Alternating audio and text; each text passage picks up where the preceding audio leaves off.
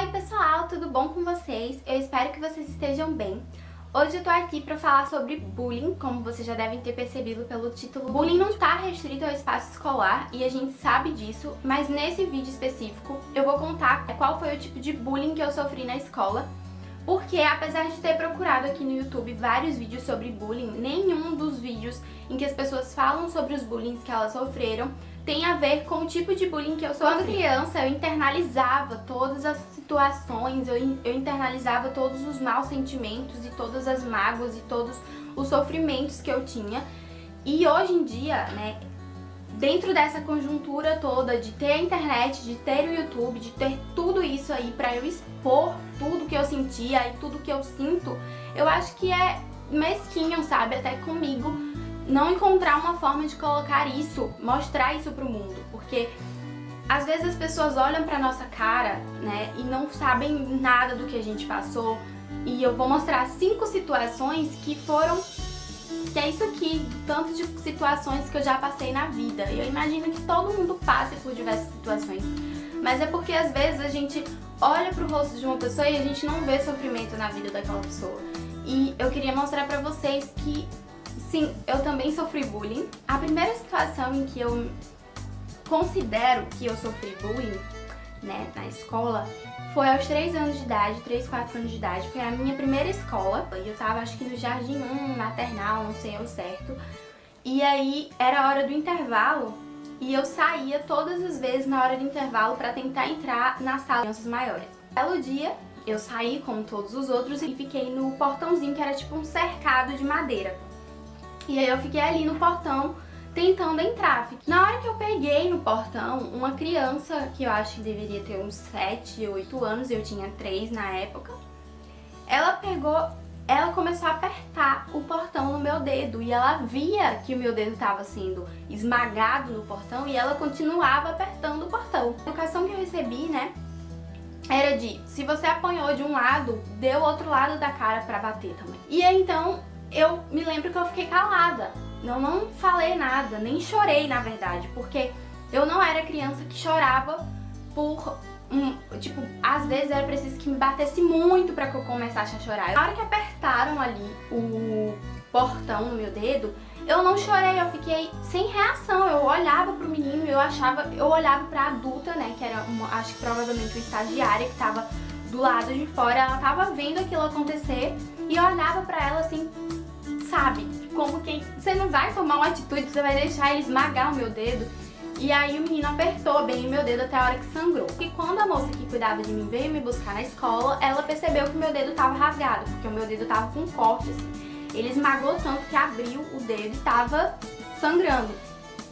E aí a moça falou, não, eu vou contar pra tua mãe. O que foi isso que aconteceu, Maria? E aí eu expliquei que o menino foi apertando o meu dedo até a hora que sangrou.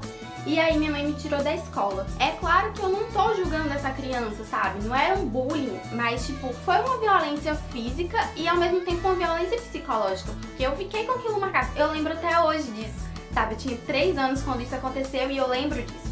Porque eu não entendi o porquê daquela criança tá me batendo sem motivo algum. Por que ele tava apertando o meu dedo, por que ele fez o meu dedo sangrar, sabe? E eu ficava sem entender por que ele tava fazendo aquilo.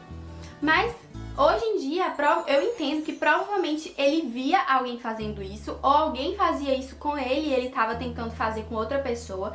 Pode ter várias justificativas para que ele tenha feito isso. Aí eu fui para uma nova escola. Nessa nova escola eu ainda estava no Jardim 1, Jardim 2. A gente sabe que as atividades passadas pro pessoal de Jardim 1 e Jardim 2 é pintura, né? E eu sempre fui uma criança muito perfeccionista. Tipo, eu pintava a árvore, o tronco de marrom, as folhas, a folhagem de verde, céu azul, e eu pintava tudo muito corretinho, pintava tudo dentro do espaço. Eu achava um porre pintar, eu odiava pintar, mas já que eu tinha que pintar, eu tentava pintar do melhor jeito. Sempre quando eu terminava a pintura, eu mostrava a professora, né, eu entregava a professora e a professora dizia ok e colocava do lado. E eu via que as outras crianças que estavam na fila junto comigo entregando a atividade, tinham pintado assim, tipo, algumas crianças pintavam de rabisco assim, né? Pegavam o giz de cera ou lápis de cor e pintavam tudo assim, uns riscos em cima do desenho, tipo, ai que saco, e pintava daquele jeito. E eu lembro que elas mostravam pra professora e a professora dizia: que lindo a sua pintura, você pinta muito bem. E isso foi me marcando, assim, sabe? Um belo dia ela entregou a pintura e eu fiz como eles faziam. Quando eu fiz o rabisco, ela achou estranho, né? E aí foi falar pra minha mãe por que eu tava pintando daquele jeito, não sei o que. E aí a minha mãe veio me perguntar por que eu tava pintando daquele jeito, que eu parei de pintar do jeito que eu pintava, o que era que tava acontecendo comigo. E eu falei: não, é porque quando eu pinto do outro jeito, que eu pinto bonitinho, a professora diz ok e bota pra lá. Já os outros alunos que pintam desse jeito que eu tô pintando agora, ela diz que lindo, que pintura maravilhosa, sua pintura é linda. E aí eu entendi que eu tinha que pintar como eles, porque é eles que me pintam bonito. Não que seja errado ela dizer que a pintura dele estava bonita, porque eu acho que a gente tem que respeitar a particularidade de cada aluno. Eu também não gostava de fazer pintura, sabe? Provavelmente meus colegas também não gostassem, mas eles mostraram bem na cara que eles não gostavam e ela dizia que estava lindo, provavelmente porque era algum conselho pedagógico que falava que não era pra, que você não pode deixar a criança em situação vexatória. Ela não podia simplesmente dizer: olha, você tá pintando feio. Mas ela também não deveria, né, com quem pintava de outra forma, de uma forma diferente dos meninos, falar: ok, tá bom, já terminou, de uma forma assim, tipo, ai que saco essa menina, sabe? Nessa escola que eu estudava até a primeira série, eu usava uma pasta verde com uma alcinha de plástico preta, né? Então era uma pasta verde que eu usava. Só que quando no caminho pra essa escola que eu estudava, eu encontrava alunos da outra escola que eu ia me mudar. E elas usavam bolsas de carrinho, as bolsas mais lindas do mundo. E eu amava as bolsas delas. E quando eu me mudei, eu falei: mãe, não vai dar pra usar essa pasta, porque as meninas lá usam umas bolsas muito bonitas, bolsas de carrinho e tal. Aí a minha mãe me falou: Marília, mas assim, eu já paguei os seus livros, eu paguei a mensalidade, paguei a sua matrícula, né? Comprei o material escolar e tudo o material que a gente tem que entregar, e agora a mamãe não tem dinheiro no momento pra poder lhe dar essa bolsa, então você vai usar uma bolsa minha. E aí ela pegou uma bolsa, minha mãe pegou uma bolsa dela e me deu, que era uma bolsa preta com umas estampas assim, vinho e branca, eu acho, com a alça preta. E aí eu fui, era uma bolsa assim, né? Eu coloquei meus livros e fui pro primeiro dia de aula. E eu lembro que eu acho que no primeiro dia de aula eu cheguei, não foi exatamente o primeiro dia de aula que eu cheguei, sabe? Eu já cheguei no outro dia. A diretora foi, me apresentou na turma, me levou pra ser apresentada e tudo. Isso era a segunda série. E aí as minhas colegas, eu vi que os alunos da sala, né, estavam rindo. As meninas estavam rindo da bolsa e tudo. E a bolsa quebrou a alça exatamente nesse dia que eu cheguei. Eu não consegui fazer amizade naquele dia. Na escola que eu estudava antes, eu já tinha amizade com as pessoas excluídas. As minhas amizades eram duas meninas bolsistas e a gente sentava no último... que a gente sentava já na última fileira, porque a professora nunca direcionava o olhar pra gente. Ela sempre dava aula olhando pra determinados alunos e não direcionava o olhar pra gente. Então a gente sentava sempre no fundo. Então eu procurava me juntar com as pessoas que tinham um nível socioeconômico muito parecido com o meu, né? E mesmo criança eu percebia quem era que tinha um nível socioeconômico parecido com o meu para que eu fizesse amizade. E a conclusão ali na minha inocência, enfim, de que era a bolsa que me fazia não ter amigo. Então, nesse momento, ali o bullying foi pela questão socioeconômica mesmo. Na terceira série eu já tinha feito um grupo de amizade e tal, de amigos, e pá, andávamos em grupo, então eram umas 27 meninas, enfim, eu acho. A gente já tinha todo um ritual de brincar quando saísse da escola, enfim, a gente tinha uma amizade, né, entre aspas. Um belo dia, eu não me lembro aos certos motivos, mas a gente ia saindo e me pararam na esquina, que eram umas 5 casas depois da escola, muito próximo da escola. Começaram a ter uma conversa comigo que era estranha. Então guardei um determinado valor, que era 50 centavos, que a gente sempre passava e comprava umas balas recheadas. Eu não me lembro se foi exatamente isso que aconteceu, mas isso parecia ter sido o motivo inicial ali da conversa. Depois começou a enveredar por outros caminhos e começaram a falar que eu era prematura, que eu tinha nascido prematura e que provavelmente eu nunca tinha apanhado na vida, mas que aquele dia eu ia apanhar. Estranha aquela situação pra mim, sabe? Porque eu não era uma criança que não apanhava, pelo contrário, eu apanhava sim. E até muitas vezes sem motivo. Cada uma foi pegando a bolsa de carrinho ali e foram me encurralando entre uns carros que estavam estacionados na rua. Eram 5 meninas. E elas eram amigas, eram pessoas que eu confiava, em quem eu confiava, né? Eu acreditava que elas tivessem realmente uma amizade comigo. E aí cada uma foi pegando as mochilas de carrinho, bolsa, e enfim, começaram a me bater. E aí elas foram me batendo, e como sempre eu não chorei, porque eu não tinha o costume de chorar. A minha dor naquela hora era muito mais psicológica do que física, sabe? Eu tava apanhando e tentando entender por que aquelas pessoas estavam me batendo. A verdade era essa, eu tava tentando entender qual o motivo das pessoas me baterem. Assim, eu queria saber, elas me odeiam, o que foi que eu fiz pra elas pra que elas estivessem me batendo, sabe? Ou é só sadismo mesmo, sabe? Crianças sádicas que resolveram me bater aqui pra me ver sentindo dor. Vários adultos estavam passando e eles não pararam, eles não foram perguntar por que eles estavam me batendo e pedir pra parar aquilo, não. Sabe, eles passavam apáticos a tudo e não tomaram nenhuma atitude, assim. E aí eu me lembro que a hora que eu chorei foi quando uma delas pegou a minha bolsa, uma bolsa jeans, assim, que eu levava pra escola, com um batom. E aí eu lembro que o batom machucou o meio da minha cabeça, não sei, e eu senti uma dor forte na cabeça. Foi a única hora que eu senti dor realmente, porque eu tava blindada pra dor, porque a dor tava aqui, sabe? Tava aqui dentro, tava doendo muito, mas tava doendo aqui dentro.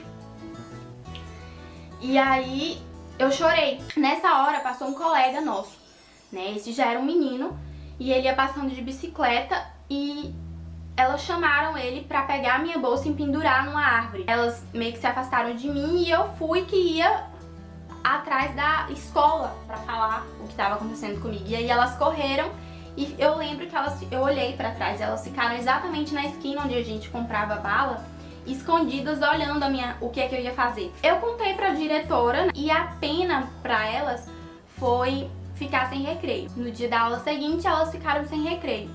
O que não foi uma penalidade pra elas, sabe? Foi uma penalidade pra mim. Porque elas eram as únicas amizades, eram as amizades que eu tinha na escola. Tava todo mundo com raiva de mim porque eu fui dedo duro, contei o que tinha acontecido.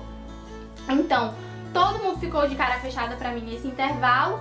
Eram minhas amigas, a partir de um momento minhas amigas me bateram, o que é que elas são minhas, afinal de contas. E foi isso, assim, e de não ter uma explicação, de não terem pedido pra me explicar por que elas tinham feito aquilo. Não teve uma explicação, não teve um pedido de desculpas real, sabe? De explicar mesmo o que estava acontecendo. E eu fiquei com aquela dúvida até hoje. Até hoje eu fico pensando o que levou aquelas pessoas a me baterem aquele dia. Eu queria uma explicação, sabe? E eu lembro que o intervalo foi um porre pra mim, foi horrível porque eu fiquei sozinha o intervalo inteiro. Eu quem fui tentando pedir um perdão por ter denunciado, sabe? Pra que voltasse a ter uma amizade comigo, porque eu precisava de amigos e eu percebi que eu tinha perdido todos os meus amigos a partir do momento que eu falei o que tinham feito comigo. Eu voltei a ter amizade, né? Só que a amizade nunca foi mais igual, assim, era uma amizade que tinha esse problema, sabe? Tinha esse ponto frágil na amizade. Eu não sabia o que elas tinham contra mim e eu não sabia o que eu tinha contra elas também a partir daquele momento. Então ficou uma amizade fragilizada, né? Uma coisa estranha ali entre a gente. E além de tudo isso, tinha a insegurança, porque eu lembro que a partir daquele momento eu não consegui mais ter uma amizade segura, eu não conseguia mais confiar em ninguém. Todas as amizades que eu tive a partir dos meus 8 anos, eu tinha 8 anos na época, não consegui mais confiar em ninguém pra ter amizade, assim. Então, amizade pra mim era uma coisa terrível e eu sempre confiava desconfiando. Eu olhava pras pessoas numa desconfiança terrível. Quando alguém queria ser meu amigo ou me elogiava, enfim, eu desconfiava, será mesmo que essa pessoa tá querendo me elogiar? E comecei a ter uma desconfiança muito grande e até hoje eu tenho problemas de fazer amizade por conta dessa desconfiança que eu desenvolvi aos 8 anos de idade quando se juntaram pra me bater. Depois de ter acontecido na 3ª série, aos 8 anos de idade, a partir ali da 4ª e 5ª série começou um bullying em relação à minha testa, ao tamanho da minha testa. A minha testa tem mais ou menos uns 5 dedos, a minha mão toda cabe na minha testa. Até porque o formato do meu rosto é assim, oval. A minha família toda tem a testona, minha mãe tem a testona, minha avó tem a testona, todos os meus avós, que enfim, eu não convivi com meus avós, mas eu vejo fotos e eles todos tinham a testona. E os meus tios também têm uma testa grande, então era genético, né? Eu tinha uma testa grande por genética, eu não posso escolher, vou ter uma testa pequena, vou implantar cabelo aqui no meio da minha testa. Não era simples assim. Meus colegas me chamavam de testão e batiam na minha testa, ou falava testão, sabe? Então era esse o bullying que tinha comigo. E aí, uma figura adulta que eu amava, que eu gosto bastante, assim, acho um ótimo professor, começou a pegar o piloto e bater o piloto na minha testa, e fazer pontos na minha testa. Os alunos já me chamavam de testão, né? Quando faziam piloto, fazia pontinho na minha testa, isso fazia com que eles tivessem mais coragem de praticar o bullying comigo. Até que eu cheguei em casa e falei: mãe, meu professor tal, que eu gosto muito, nananã, tá fazendo ponto na minha testa com piloto e você sabe que os meninos me chamam de testão. Aí minha mãe reclamou, falou com a diretora provavelmente conversou com o professor parou de fazer o ponto na minha testa, mas ele mudou totalmente de comportamento comigo, assim. Talvez, né, isso de reclamar fosse um problema, só que, tipo, o fato de me chamar de testão, mas só era isso, te chamavam de testão e você achava isso? Sim, eu tinha 11, 12 anos e ali eu tava entrando na pré-adolescência, né, então aquilo me marcou. Eu fiz uma franjinha assim pra poder esconder a minha testa, e essa franjinha me tornou escrava, por exemplo, de coisas pra deixar o meu cabelo liso. E eu não tinha uma chapinha, eu não queria pedir pra minha mãe comprar uma chapinha, eu nunca quis que minha mãe gastasse com coisas desnecessárias. E pra ter esse cabelo liso e poder lidar com essa franja que eu tinha pedido pra cortar por conta da minha testa, do tamanho da minha testa, pra me livrar desse tipo de comentário de que minha testa era grande, eu comecei a passar ferro no meu cabelo pra alisar o cabelo e alisar a franja. Então eu lavava o cabelo, às vezes eu nem esperava secar direito, eu pegava um ferro escondido de todo mundo em casa e passava, deitava assim na cama, esticava o cabelo e passava o ferro no cabelo. Minha mãe veio perceber, depois de anos que eu tava usando esse ferro, foi uma tia minha entrou em casa e me pegou no flagra, assim. Quando eu cheguei, na estrutura em que eu cheguei, eu não consigo mais me olhar como uma menina que tem que ter uma testa bonita, ou que tem que ter um rosto bonito, ou que tem que ter um cabelo bonito, sabe? Eu acho que o que importa hoje em dia pra mim é o meu intelecto, é o que tem aqui dentro da minha cabeça. Eu acho que o nível que eu cheguei, de tanta coisa que eu passei, de tanta coisa que eu estudei, não mais, sabe? Não é uma testa grande que vai me fazer sofrer hoje em dia. Assim, não é. Eu não vou me sentir diminuída por conta da minha testa ser grande. Eu tenho algo aqui dentro da minha cabeça, esse conhecimento que eu tenho aqui dentro, ninguém sabe que eu tenho. Só eu sei o tanto de coisa que eu sei.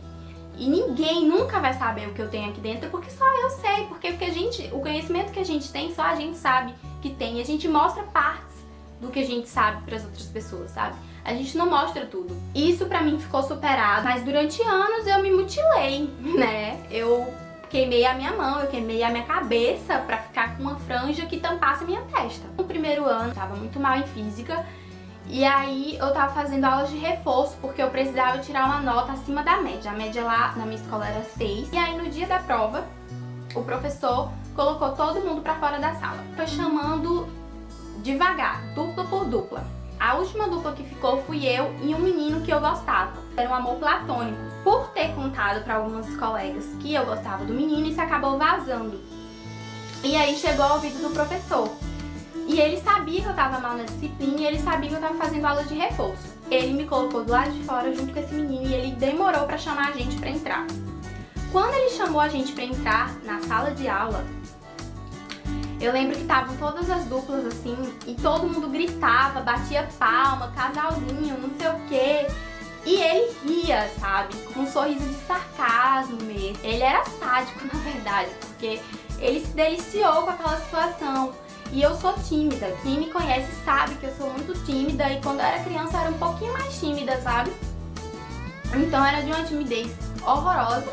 E ele fez tudo isso comigo, então eu já tava ali abalada, bem abalada pra poder fazer uma prova. Como se não bastasse, ele ficou fazendo perguntas, você gosta dele, não sei o que. O menino que ele escolheu, que era esse garoto, que ele escolheu pra fazer a prova comigo, também tava mal na disciplina. Colocou nós dois, assim, na primeira fileira, assim, bem na frente, senta aqui na frente. Aí a gente sentou e ele sentou do lado da gente. E era a gente fazendo a prova e ele rindo e fazendo comentários, sabe? Tá fácil, estão conseguindo, não sei o que. Tinha umas coisas de teoria, eu acho que era espelho. Era uma confusão e eu não tava conseguindo, eu via as palavras assim viradas porque tava na frente do espelho, eu não conseguia mais raciocinar as questões, eu não conseguia resolver as questões. O menino, por sua vez, também não conseguia resolver as questões. E aí eu fiquei numa situação sem saída, assim. E eu me lembro que eu entreguei a prova com algumas questões sem resolver. Eu não me lembro, acho que cálculo, eu nem consegui fazer o cálculo, porque a situação tava angustiante pra mim. Pra falar a verdade, aquilo pra mim foi uma tortura, não foi só bullying, sabe? Foi tortura pra mim. Foi uma tortura forte. Então ele queria que eu perdesse. A verdade era essa, assim. E eu não sei por qual motivo ele fez aquilo.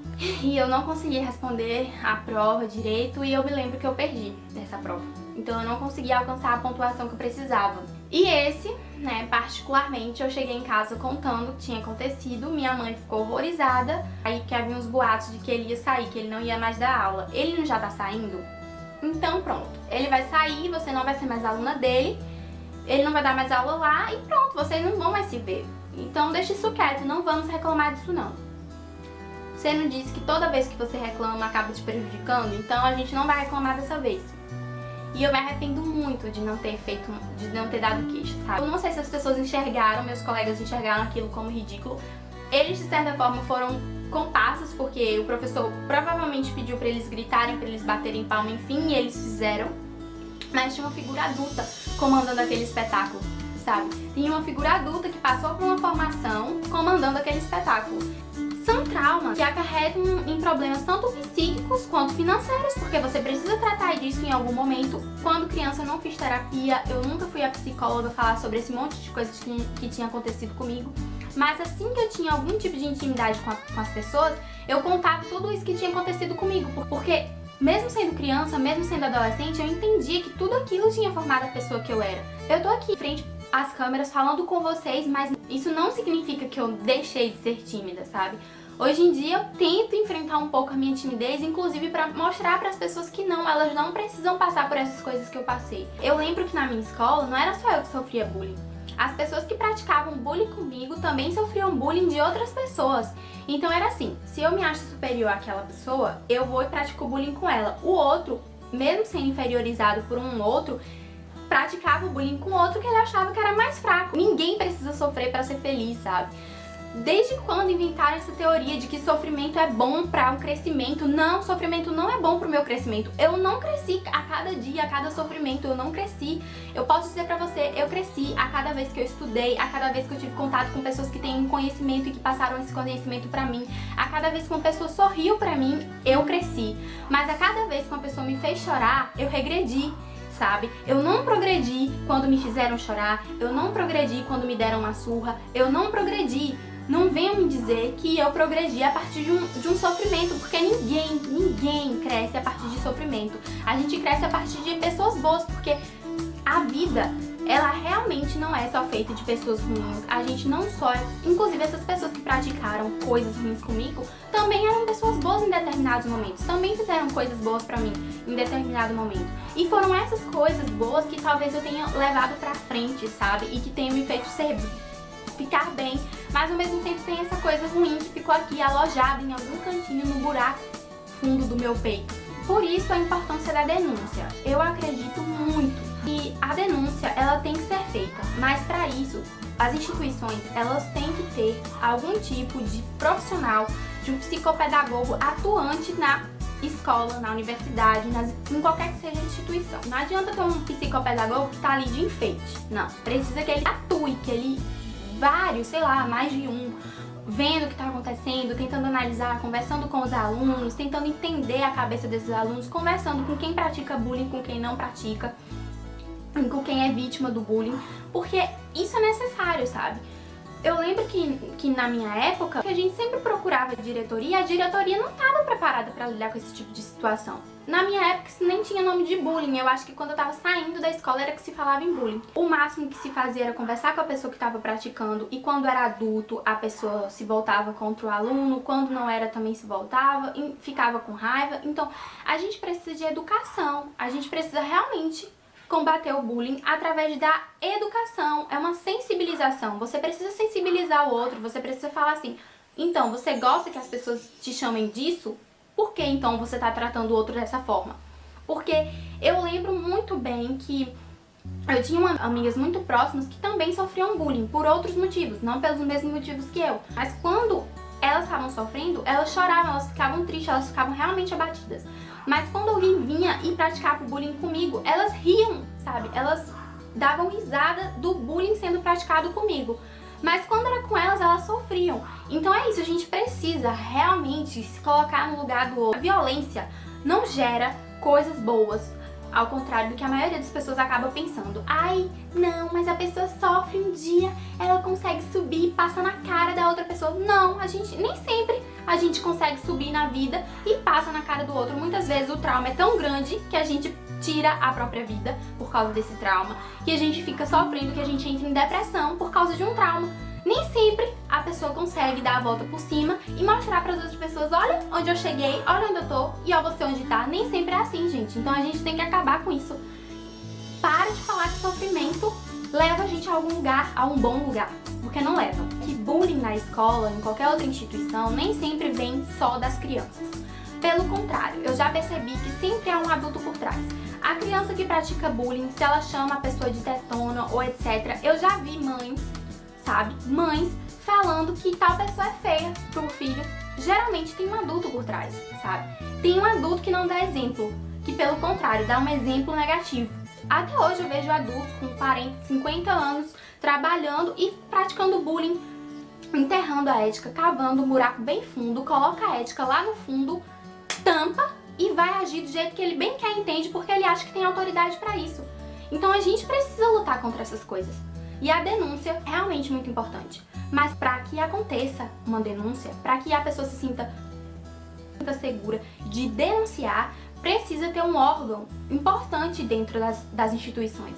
Precisa que exista realmente uma pessoa que vá lidar com aquilo bem, sabe? Não pode ter pessoas despreparadas nesse cargo de lidar com bullying, porque vão lidar do jeito que bem quer, entende, e isso não vai resolver o problema. Machucados físicos em mim não doeram tanto quanto os psicológicos. E os psicológicos têm um agravante. Eles ficam aqui marcados para sempre. Lá, com 30 anos de idade, eu posso desenvolver uma depressão por causa de problemas quando eu era criança. Entendeu? O transtorno misto de ansiedade e depressão pode ter muito a ver com essas coisas que aconteceram comigo quando criança e quando adolescente. É isso, a gente precisa tomar um pouco mais de cuidado, principalmente os adultos, na hora que estão dando exemplo e na hora que estão atuando, né? Porque a gente precisa de uma formação pedagógica, inclusive, para poder atuar. Isso já foi assunto, já foi tema de um vídeo meu aqui, que é falhas no ensino brasileiro. Eu desejo que você que esteja me assistindo não seja um praticante de bullying. Se você for um praticante de bullying, tente rever as suas atitudes, procure ajuda psicológica, tenta conversar, saber de onde vem essa sua vontade de praticar bullying com outras pessoas, vê se você tem exemplos negativos em casa, se seu pai, se sua mãe, se seu tio, se sua tia, se seu professor é um exemplo negativo na sua vida, você conversa com ele e fala que ele precisa mudar também. Tenta alertar essas pessoas e se você é uma pessoa que sofre bullying, denuncie. É isso, eu espero que vocês tenham gostado do vídeo, que vocês tenham compreendido tudo que eu expliquei aqui. Não deixem de se inscrever no canal se você ainda não é inscrito, clique em gostei caso você tenha gostado do vídeo, né? E ativem as notificações clicando no sininho para ficar por dentro das coisas que estão ocorrendo aqui no canal, porque o YouTube nem sempre entrega as nossas produções, os nossos trabalhos a vocês, ok? Muito obrigada por tudo, um cheiro, tchau!